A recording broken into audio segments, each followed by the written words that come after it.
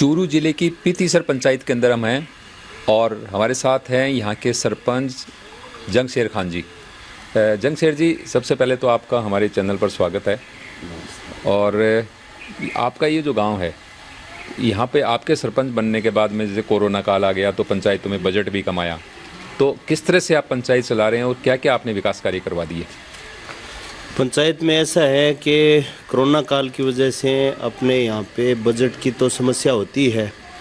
जो सामान्य बजट होते हैं वो बहुत कम मायने में आते हैं। राज्य सरकार भी काफ़ी कमज़ोर बजट देती है गाँवों को, जो कि अब से पूर्व जो बजट आते थे पंचायतों में वैसे बजट नहीं आते, बहुत कम मात्रा में बजट आते हैं। कोरोना काल की वजह से या राज्य सरकार की विफलता की वजह से आते होंगे। पर हमने एक प्लान किया कि गांव में संपूर्ण विकास किस तरीके से किया जाए। हमसे पूर्व जो सरपंचों ने किया है उससे कुछ हम अलग करना चाह रहे थे और उसी को ध्यान में रखते हुए हमने नरेगा में सबसे ज़्यादा ध्यान दिया। और नरेगा के हमने अब तक गांव में एक खेल मैदान बना दिया, एक जोड़ बना दिया, 3 जोड़ों का काम कंप्लीट अभी चालू है। उसके बाद में 16,000 मीटर हमने सड़कें बना दी गांव में, लमसम 4,500 मीटर हमने नालियां बना दी। और इसी चीज़ को ध्यान में रखते हुए हमने गांव के विकास को गति देने का प्रयास किया है।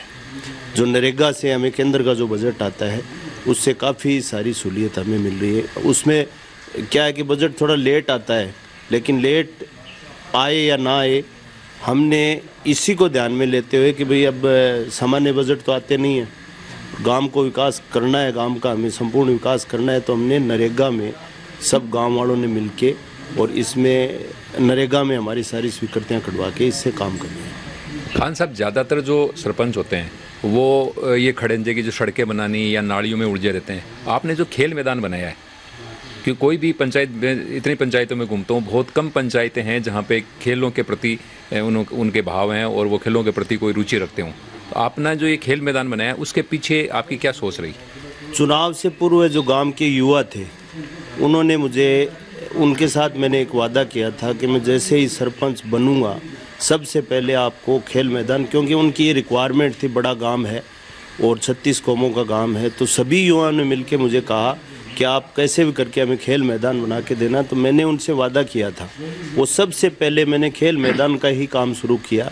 और खेल मैदान इसलिए बनाया कि युवाओं में एक जागृति आए खेल के प्रति, और वो देश की सेना में, देश की पुलिस में, देश के किसी भी काम में वो काम आ सकें। इसलिए मैंने ये सोच के और युवाओं के लिए ये खेल मैदान बनाया है और काफ़ी सारे युवा इसमें मेहनत भी कर रहे हैं। भविष्य में मुझे आशा है, उम्मीद है कि बहुत सारे युवा और देश की सेवा में जाएंगे। अच्छा खान साहब, एक सबसे बड़ी हमारे यहाँ समस्या होती है पानी की। तो बारिश का जो पानी है, गांव का जो पानी होता है, वो ऐसे जोड़ों में जाता है और वो सूख जाता है। तो वाटर हार्वेस्टिंग वगैरह की इस तरह की भी कोई आपकी योजना है? हमारी योजना ये है कि गांव के अंदर सबसे बड़ी समस्या कीचड़ कादे की है और उसके लिए हमने एक प्लान तैयार किया डोपटल में, क्योंकि इतनी सामान्य राशि, करोड़ों की राशि है, वो सामान्य में हमें मिल नहीं सकती।